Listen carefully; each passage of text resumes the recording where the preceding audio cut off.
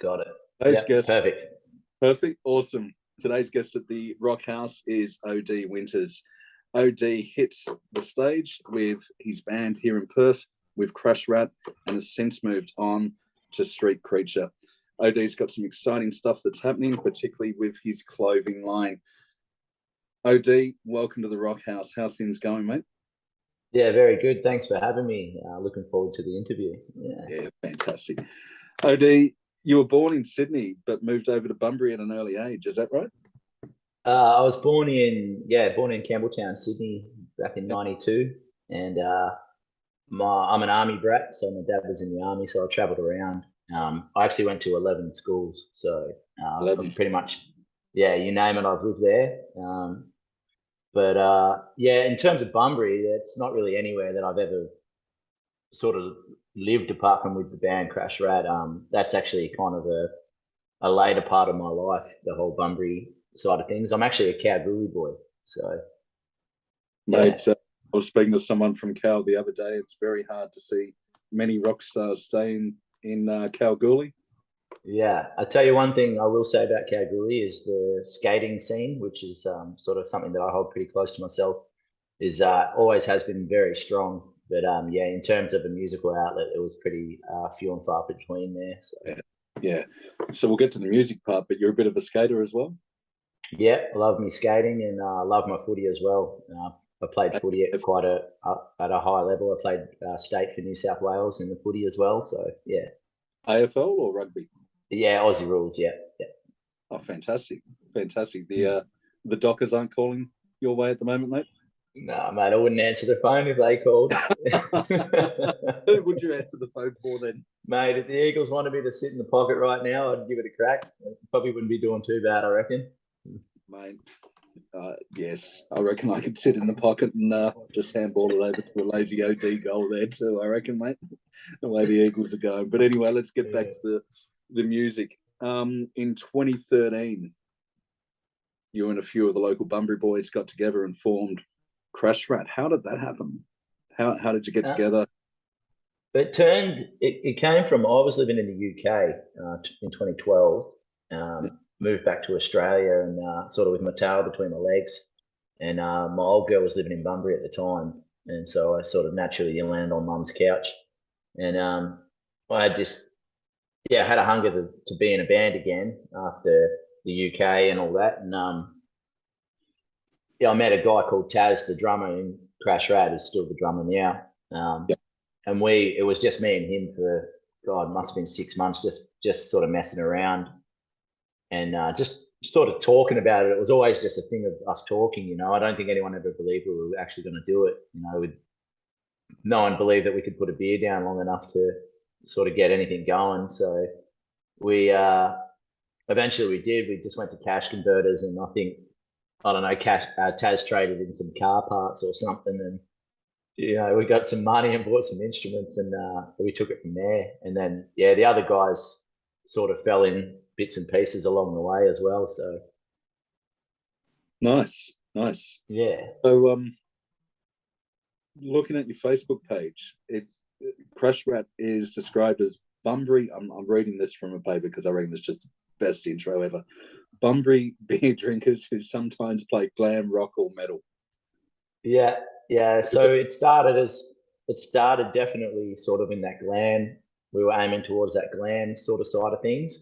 Yeah, But as the newer members came into the band, and I say newer members, there's only a couple of months in it, but there was definitely a love for punk that sort of overrode that glam rock thing, which is where I mean the obvious sound comes from, that punk sort yeah, of, yeah. And so yeah, the glam rock thing, when Crash Rat first started, we actually wore wigs and just overdid the lipstick, the cowboy boots, and we had flags on stage, all the, you name it. Like we just did all the real over the top glam stuff.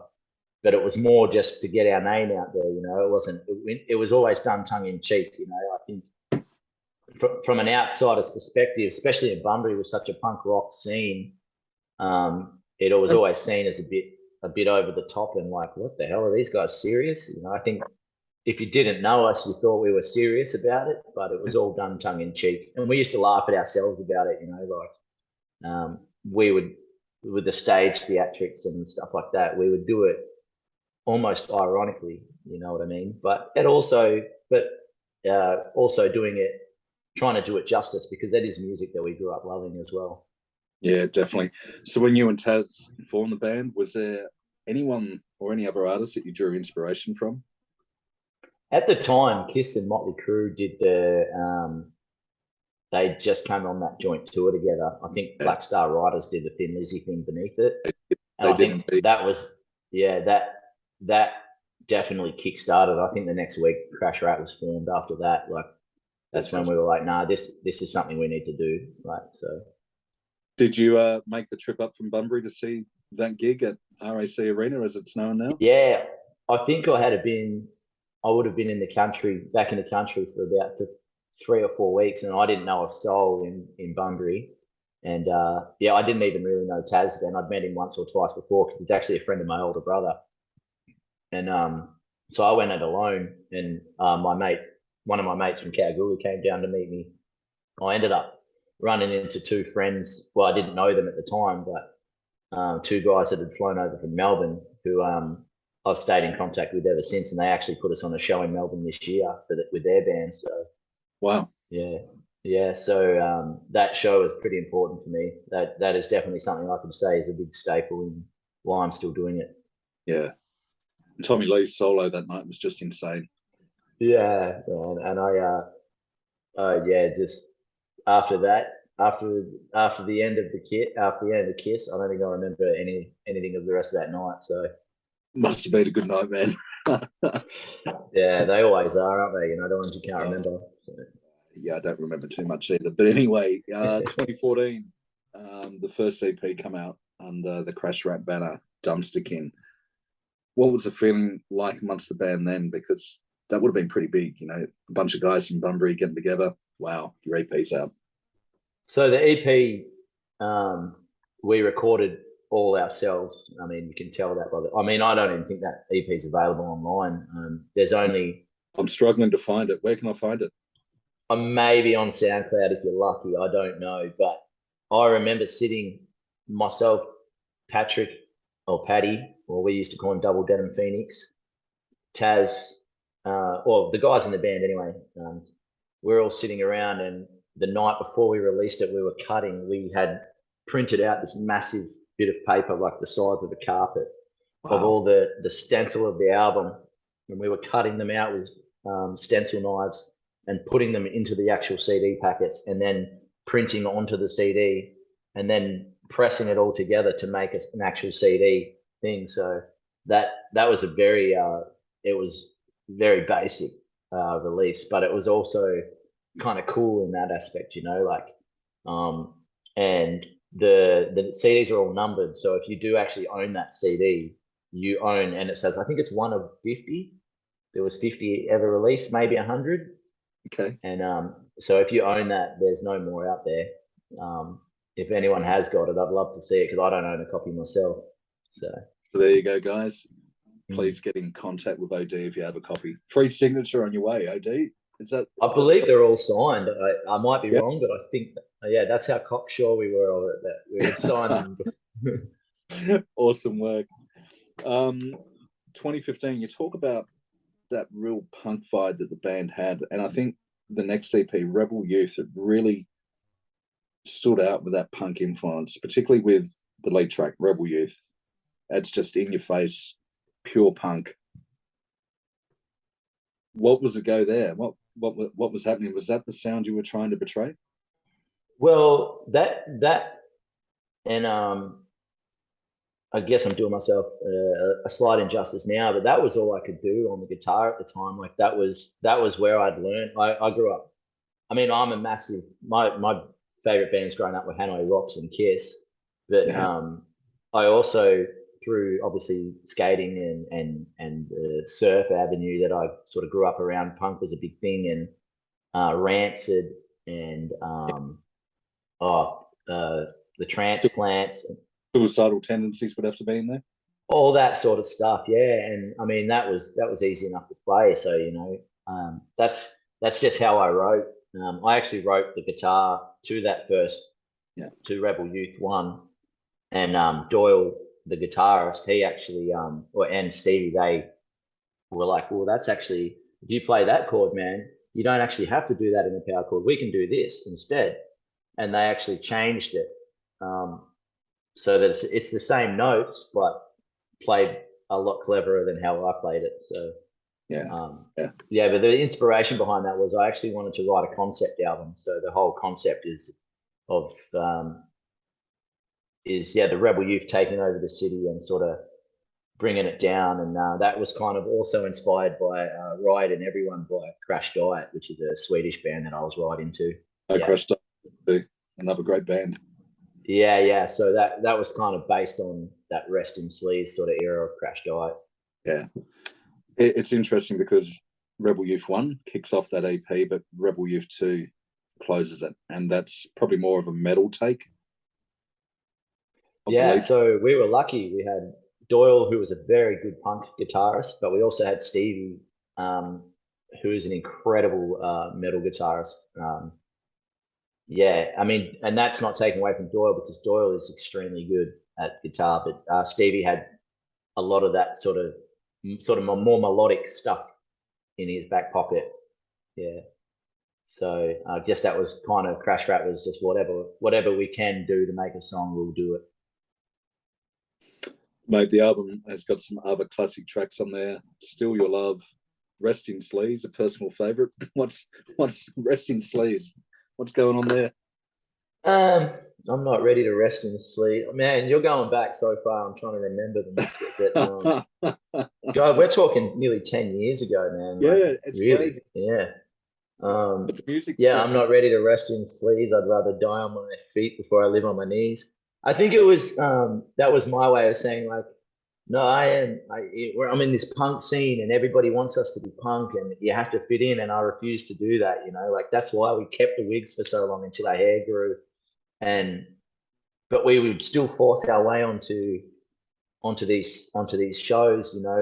We always managed to get these shows, and I mean, at one point, I think we were on stage with North Lane, and I mean, we played with North Lane. We opened for them, and people couldn't get it. And I think that's what it was me going, well, I don't give a fuck if you get it. Like, we're here to play. We've got to play somewhere, and you've got to fucking watch it. So yeah, that's awesome. That was kind of that's where it came from. Is man, you guys, I feel like there's this thing where everybody, I want to be an individual, but an individual while everyone else is being an individual, and I hated that thing. There was all these guys who were the guys wearing tight pants and long fringes at one stage. They all shaved their heads and wore a beanie on the back of their head, and they had Nike runners on, and this was the rock scene, and I was just so opposed to it, and I guess it came across as arrogance in my earlier day.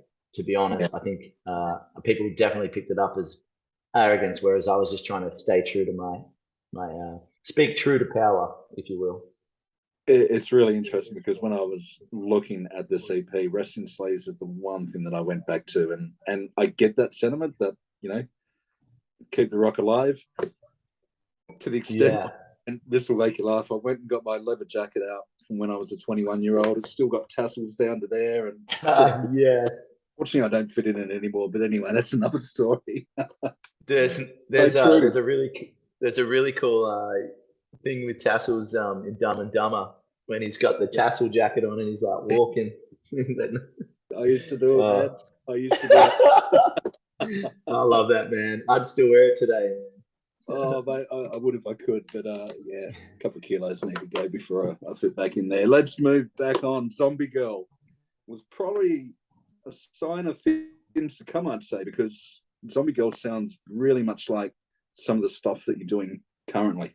We'll get to that. Yeah. Well, Zombie Girl, that particular track,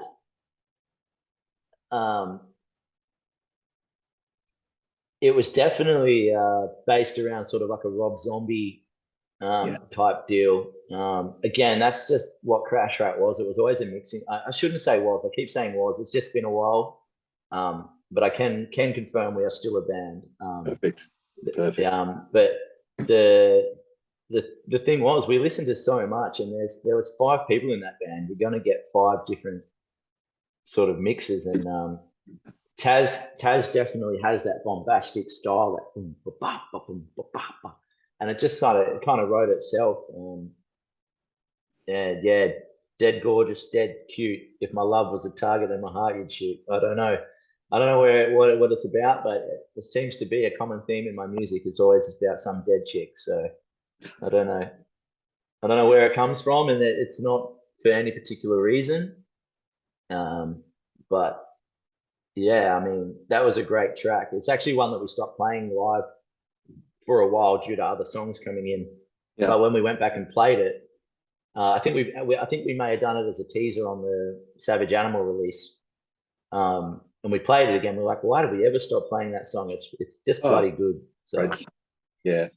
And mate, rock is made up of a litany of songs with dead chicks. We started off with Alice Cooper with Cold Ethel, right? So yeah, exactly. Yeah. We talk about Savage Animal 2018, your full length album come out. And again, a lot of different influences on there. It kicks off with Razor Blade Romance. A great punk song if there ever is one. Yeah. So I got myself a Razor Blade Romance. There was a girl, I won't obviously go into her name because she's pretty well known. Me and her were there on and off for a very long time, and I just loved her dearly, but it just was never reciprocated, and it was back and forth, and it was just horrible, and it went on for years. And me and her are good friends, so that's not me saying anything bad about her. We're very close. Well, in recent years we've been close. But yeah, it was just about this love torment that we would go through. We could never seem to line it up. It was always 2 ships on the ocean, and I would finally go, you know what, I'm done with this. I'm done. I'm going to move on. I'm going to live my life, and I would do that for a few weeks or few months, and then the phone would ring, boop, boop, boop, and it would just be this torment, and I would be like, don't answer it, and of course I would answer the phone, and that's sort of where it comes from, this back and forth love that it's just eventually it's chaotic, and I think anyone can say they've been in a relationship similar, whether it be an ex-wife or an ex-partner or yeah. At this point, I better not talk about another track off the album called Burn the Witch. So we'll move over to Lost Burn Boy. The Witch is Burn the Witch. Let's go to Burn the Witch. That is not about. That's not about that. Burn the Witch is actually Burn the Witch is in. It's actually about the movement of certain styles of music coming and trying to overtake, but they always seem to slip away. The Burn the Witch is how the crowd perceives everything. It's from the other side. How the scene will, if the scene doesn't like something, it's gone. They're going to burn it. In terms of it making sense, of course, it's written about a witch, but it has nothing to do with any sort of personal experience of my life. It's more how a band can be for saying the wrong thing, not necessarily us, but in general at the time, saying the wrong thing online or saying the wrong thing on TV, or could definitely get you sort of in a witch hunt, if you will. That's more where I was going with that one. Yeah, it is a dangerous situation with the online trolls, if I can say, in this. And hey, look, man, I think in just to touch on that lightly, because I think everyone's got their own opinions on it. I think it's very hard to express an opinion these days, but I also feel like there is a reason that movement came around, and so there's good and bad that come from that. Obviously, I don't know where to pinpoint it, but obviously the Bill Cosby thing came out, and I think that started a lot of it. And then, I mean, even before that, I don't know, no one even talks about this anymore, but does anyone remember Coney? They started a whole internet movement to get this warlord Coney out of power and blah blah blah. And I think it can be used in a good way, but I think it also filters in a lot of smaller fish as well. Yeah, you're right. And if we apply that analogy to the music world, having these online environments has helped people discover a lot of bands that they wouldn't have ordinarily discovered back in the 80s. Walk into a record shop and, oh, that's a cool cover, I'll buy that.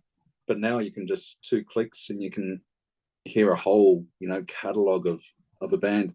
The flip side to that is, of course, it affects the artists, right? Yeah.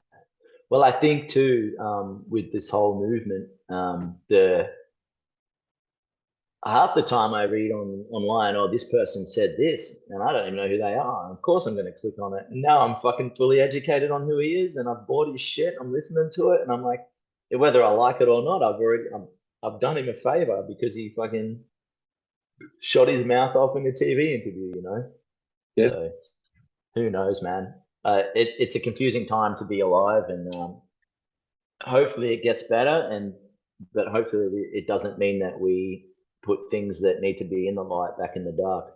So. Yeah. Just talking about a couple of other tracks, Lost Boy from Savage Animal. That was another one that drew my particular interest as well. The meaning behind Lost Boy? Lost Boy was the single off that album. The Lost Boy feels so damn maniacal. I think that was just a gothic punk fuck song. I think it was just about making love to your lady, and you'd do anything for her, like, yeah. I don't think there was any sort of meaning behind it. A lot of the stuff I write comes from either my brain or my ball bag, and so what can, Motley Crue made a career out of it, man. So yeah, man. So I don't think there was any sort of particular reason I wrote that song. I think it worked well. I actually had to ask Doyle, because Doyle's really clever, and I'm the idiot in the band, what maniacal meant and if it made sense, because it's the opening line. It feels so damn maniacal, but it sounded cool and I used it. So I don't even know if it makes sense. Perfect. Well done, Doyle. It works well.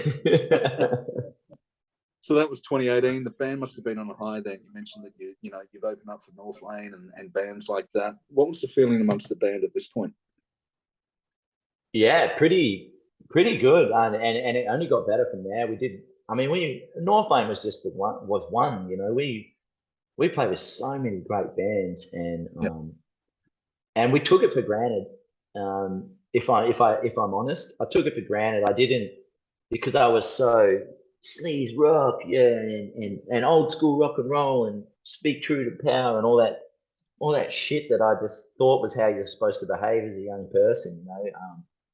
I took it for granted, and I didn't realize how privileged we were that we were getting fed all these shows.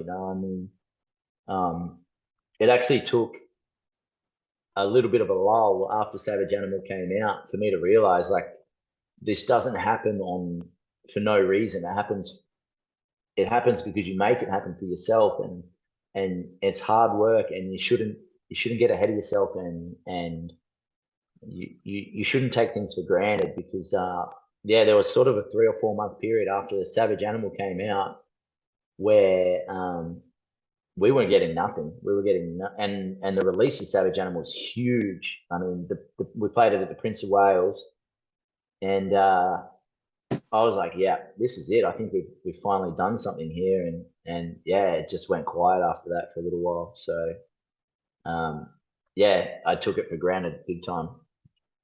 For those across the globe, the Prince of Wales is probably the premier rock venue down in Bunbury, which is absolutely rocking when the house is packed. Yeah. Recent times, I'm not too sure how it goes with change of management and all that down there, or change of ownership. But excuse me for a second. But ears, mate. Outside of Crush Rat, that is music to my ears. So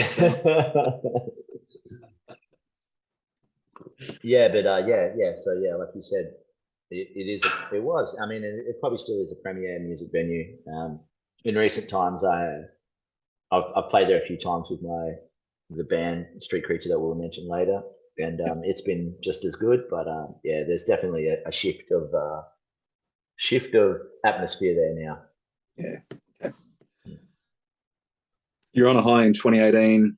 We move forward to 2019, and then when we all know what happens in 2019, at the end of 2019, COVID hits. What did COVID mean to you and the boys from Crash Rat at this point?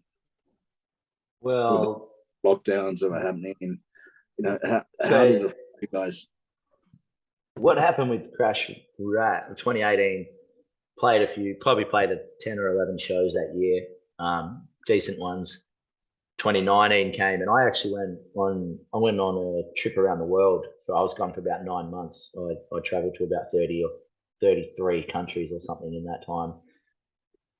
Having come back, we're all ready to go. Everyone had that break from each other that they needed. As bands that have been together at that point, I think 7 years need, we're just, I wouldn't say sick of each other, but family members fight, and that's what happens. And I think that break was well needed. So we hit the ground running, and we started getting shows together. I think we played 4 or 5 shows in the space of just a month, and then the final show was fitting enough Friday, 13th of February, 2020, and we played it. What was then called the Den. I'm not sure what they call it now. It's at the Civic, I believe, the Civic Hotel. Yeah. Yep. We played a show there. It was a Friday the 13th show, and it was a good gig.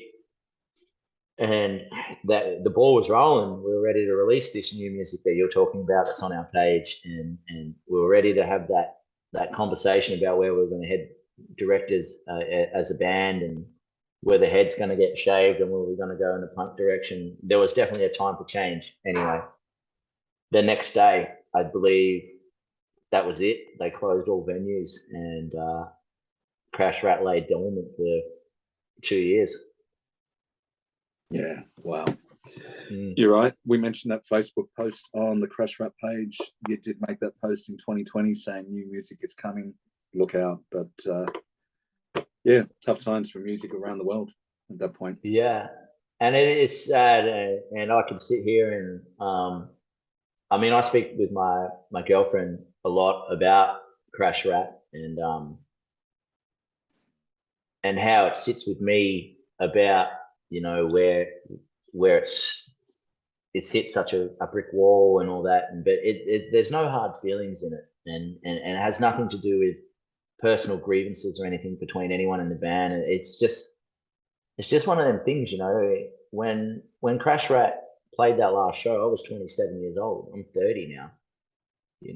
It's hard to believe, life happens, and people have kids in that band now, and people have been married, and life is happening for these people, for these guys, and that's what happens. And unfortunately, or fortunately, however you want to look at it, people have to live their lives, for a band that's not just playing rock and roll music and traveling the world, you've still got to pay the bills. So when you've had 2 years of trying to keep your head above water, the last thing you want to do is jump back into a money pit that is a rock band, and I think that's a sensible way of looking at it. We have got music recorded, but it's not ready to go, and we just fortunately for me, I was a free agent, and I was up in Perth, and I met my future band members, and we started talking and meeting up, and writing together, and in a different avenue, and it was all new and exciting for me. It was all a different way of handling things. And so the band we're talking about is Street Creature, right? Correct. So yeah. That all come about, you've met a couple of people and you got together. How did that... So I did Winters, my solo stuff. We haven't really touched on that. Not that I'm really that. 2016, My Memory come out as a single. Yeah. You'll find it. So I have good pickup. I've missed it, mate. We'll get back to your solo stuff in a minute. Well, anyway, so there was always this dream that I was never going to do anything other than Crash Rat, and then my outlet would be my solo stuff. As long as I put my name on it and didn't call it a band name, I wasn't hurting anyone. I was working with Doyle; he was producing it. Yep. So all's fair in love and war, you know what I mean? Like, if the band wasn't doing anything, I would do my solo stuff. That was just me, because I wanted to keep busy and I wanted to keep my name out there, or whatever selfish reason it was that however I made it make sense in my head. And that some of that winter stuff is good, and some of that winter stuff is dog shit. But whatever, I was staying busy, you know. So anyway, Crash Rat played Perth Rocks Festival, the first one. Yep. Great festival. The first one, anyway. I heard. I'm not sure how the second one went. I wasn't there, but I met Scotty Max there, the guitarist from Street Preacher. Yep. Started talking, and the original idea was that Scotty was going to join Winters, my solo project. I mean, that's how I remember it, and it might be a differing opinion from Scotty, but there was talks of us doing something, you know, shooting the shit, having some beers, and let's do something musically together. And Winters was going, and I was trying to get that up and running. I had a guitarist in Texas, and my drummer was from Finland. Wow. And we were trying to sort of tee it up to at least record something. And then obviously COVID happened. So we're talking the pre that show, that COVID Friday 13th gig or whatever it was. So then I was stuck in Perth. I was living in Perth at the time because I hadn't lived in Bunbury for a long time by that point. And so I was trapped by the landlords, couldn't get down to Crash Rat to gig or jam or anything. So I was like, well, I'm going to keep busy, and me and Scotty are going to start bouncing ideas off each other. So I wrote, I'm not giving a spoiler alert out, but I wrote Heart-Shaped Stain, and I sent that to Scotty. Actually, originally recorded it with Doyle, the demo, but I sent it to Scotty and said, well, this is what I kind of want to aim at doing. And that's where Street Preacher really sort of grew legs. And Scotty was the first guy to ever send me lyrics and said, I want you to sing these lyrics. And that was a song that we haven't released yet, so I won't say it. But exclusive here, world exclusive. Nearly tripped up. I might give you something at the end, but not that one, because it's not actually coming out yet. But so it was the first time I'd ever had someone hand me lyrics and say, I want you to sing this, and this is how you sing this. And it was a new experience. And I guess when something goes stale and you find it's like a new romance, you throw everything into it, and everything's so new and beautiful, and it was just a whole different creative methodology, I don't know, for lack of a better term. The way that me and Scotty work together is not how me and Doyle work together at all, and both completely different. They are completely different, because we talk about 2021 Heart-Shaped Stain come out. You listen to it and you go, a lot of Rob Zombie in here, a lot of that LA sleaze type thing. Not as much punk as, you know, what Crash Rat is doing. I'm interested in the cover though for the single. David Paul Seymour, good friend of mine, friend of yours. He's done a lot of work, mate. He's done work for Slayer. One of my personal favorites, Opeth. What was his idea with the cover, mate? Because it's just an absolutely beautiful cover. Well, I mean, of course, the Wednesday 13 thing at the time in my brain was there. That was the idea of the band. And I said to David, this is what I want. David had actually done some winter stuff for me previously. I sort of put it up the other day on my Instagram, if anyone saw it. He did something for my solo stuff, but I never actually ended up using it. Not because it was bad or anything like that. I just never had anything that fit it. But I was the original idea was I was going to put it on a t-shirt, and it just never happened. Maybe one day I'll release it on something. But the idea behind that was that's what I was going for. I wanted like a Appetite for Destruction type feel, obviously with the skulls, but not quite that. And I wanted it to look Wednesday 13, but I still wanted it to have the 80s look. You can see the hair. Obviously, at the time, me and Scotty were the only two in the band, but we had this idea. Look at that bad boy. Oh, you can't see it. The green screen takes it off. It's long. Live 14 inches at the base, man. Yeah. And So we wanted to keep the 80s style, but also have that sort of punky, or I wanted to, I shouldn't say. And I got that done off my own back and then showed it to what would soon be the band. Yeah. Yeah. If people haven't seen the cover for it, seriously, go look up Street Creature. It's actually on our current shirt. So if you want a copy of it, it's on a t-shirt. Feel free. Maybe get a copy of the t-shirt. Mm. Do we just go to the Street Creature website? Yeah, the Street Creature. I think we're on Bandcamp. Yeah. You can buy it on Bandcamp, or you can come and see us live, which is even better. All right, we're going to talk about your live gigs coming up. The follow-up single, "Time's Up," not for the interview, but the "Time's Up" single. What was the meaning behind that one? It's I guess it's just about having been or courting a woman. You know, you could have $1 million, but it's still not enough. Girls like her don't need the things I need to stay above. You know, it's just about a man eater, basically. You know, she's just going to take and take and take, and she's never going to be satisfied, and she's just going to leave you in the lurch every time. You know, back to that old style. You know, long legs and a wicked heart kind of thing. You know, and it's basically all it is. You know, a song about a man eater. It could work for. I'm sure there's women in the same situation. Fortunately, I have never been a woman, so I can't sing from that point of view. But that's it. That's generally what it is. It's just about basically a man eater. Yeah. Both are great songs, mate. Before we talk about some exciting stuff that's upcoming for both Crash Rat and Street Creature, and even your solo stuff, I do want to spend some time on some other work that you are doing. You're obviously, OD, you're obviously someone who likes to keep busy, and that's demonstrated through, you know, when Crash Rat's quiet, you go do your solo stuff. But you started Shock Horror Clothing. Yeah, so a long time friend of mine, and it's this cool backstory, so I'll quickly tell it.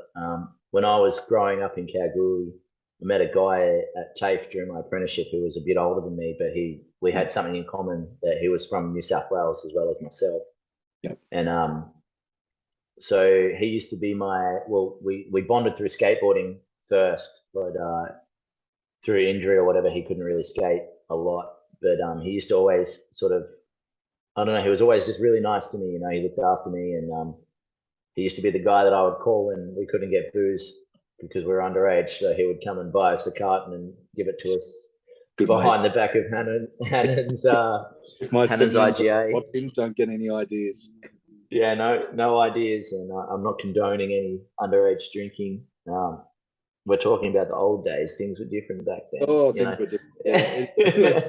We had our means to survive, didn't we, OD? Yeah, it's how we got by, man. And but yeah, Hendo, who was my business partner, was Shock Horror. We both share a 50% stake in Shock Horror. Not that we really care about that sort of thing, but he was my what do you call it? My plug, my booze plug, and we stayed friends until to this day. So we're talking about a 15-year friendship. So that's awesome. You know, shockhorrorclothing.com, there's some pretty cool designs, and I love the tagline for it. Offensive threads for offensive people.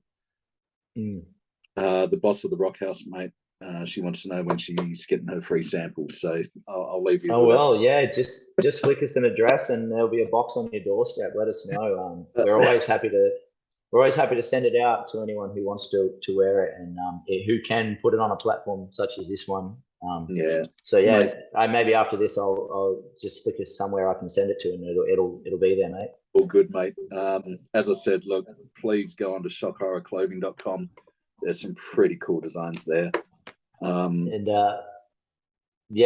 think we were going to touch on it anyway, but the message behind Shock Horror is definitely the reason that it's so. A lot of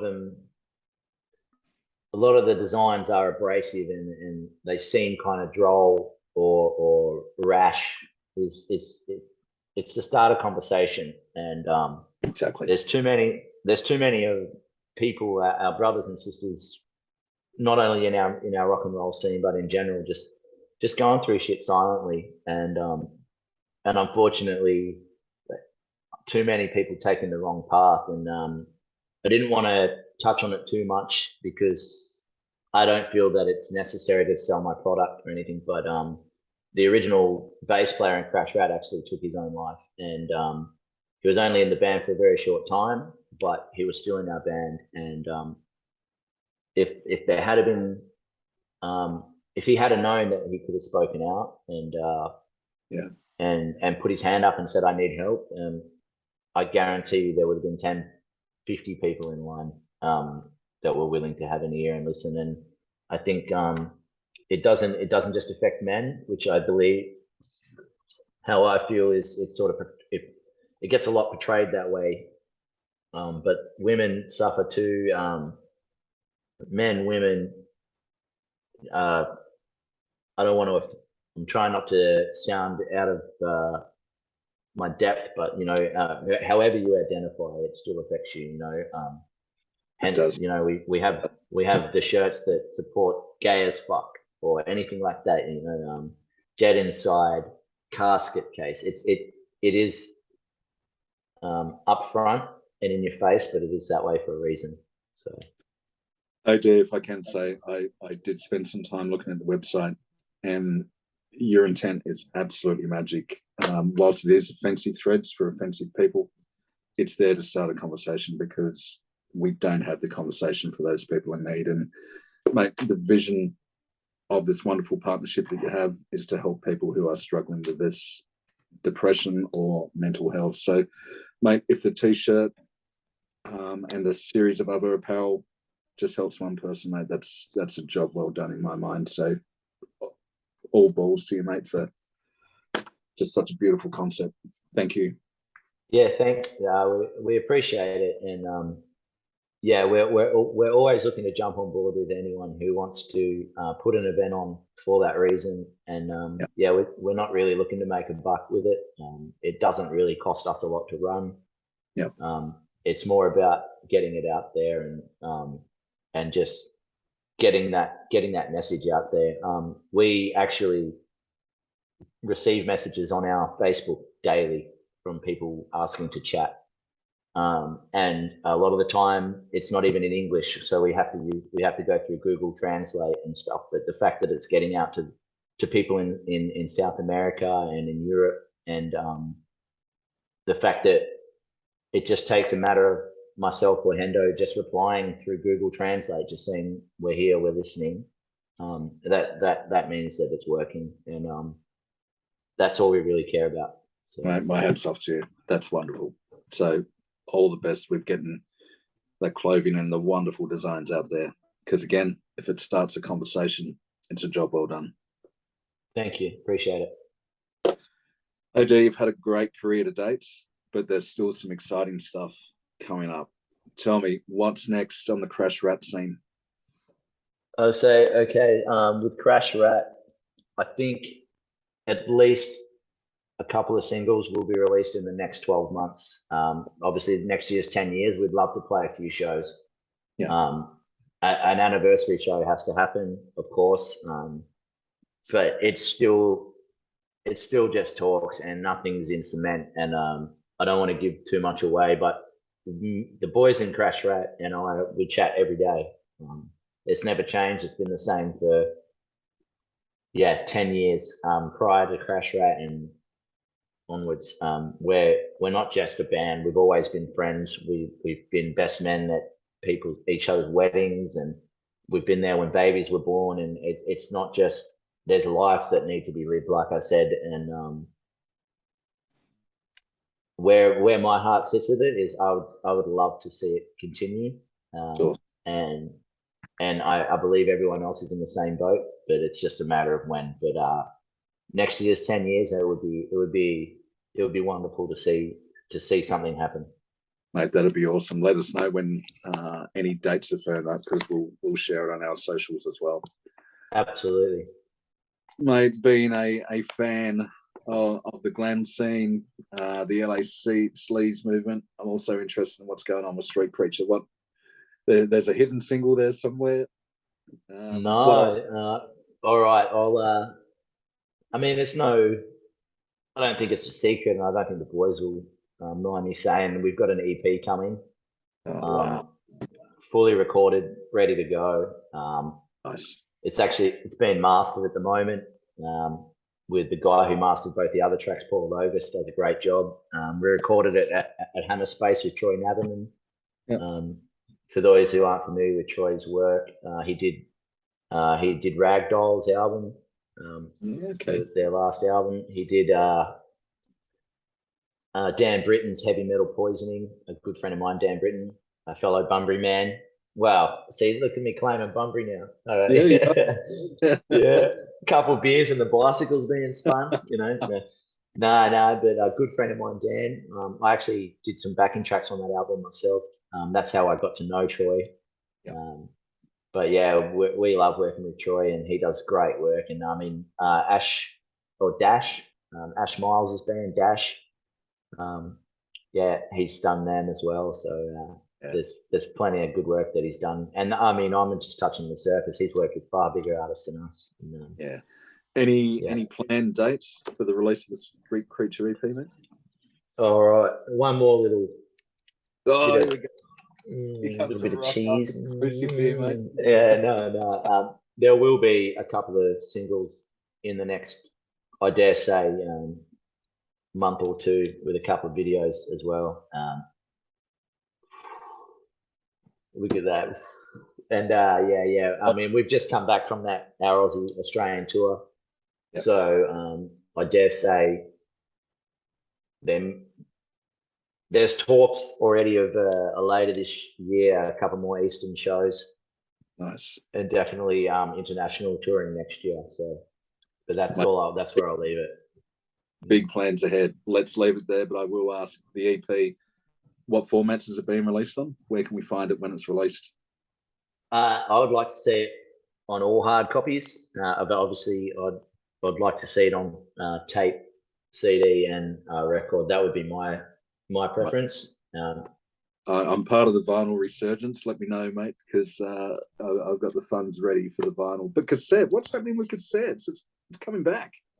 Well, I try to claim this, but and anyone who's watching this, correct me if I'm wrong, but I don't know of a band in the scene, and like I said, correct me if I'm wrong, before 2017 that released an album on tape. Mark my words, Crash Rat released a bright pink cassette. You can still buy it. It's still available.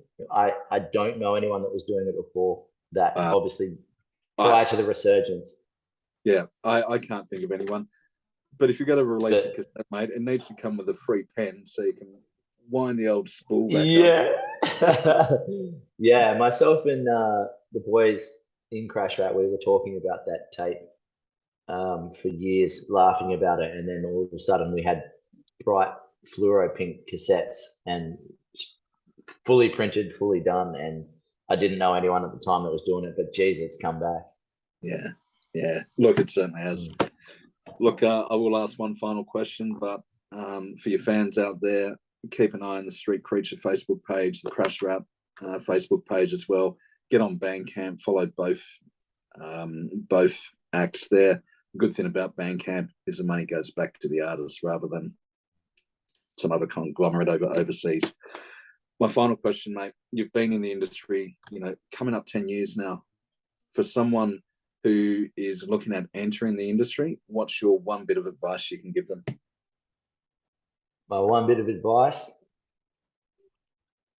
don't waste your time with people who don't answer the phone. Just, if you're going to start something, find four, 3, 5, whatever configuration it is, a band. Find people who are in that do or die situation. It doesn't work otherwise. If you're constantly waiting for someone to rock up to band practice, if you're constantly waiting, find committed people. It may be hard, and they may not look how you think they should look to suit your act. Grab who you can and get it started. Once the wheels are in motion, people will jump on the train. Perfect. That's good advice. OD, we'll leave it there. There's some really exciting stuff coming up in both the Crash Rat and Street Creature worlds. As I mentioned, follow you guys on socials and Bandcamp. I really hope you guys are best of success going forward in both of those acts, mate. So, OD, it's been an absolute pleasure. On behalf of the Rock House, thank you and keep rocking. Thank you and peace out. And just remember, talk. Everybody talk. I don't care Everyone's- what you're going through.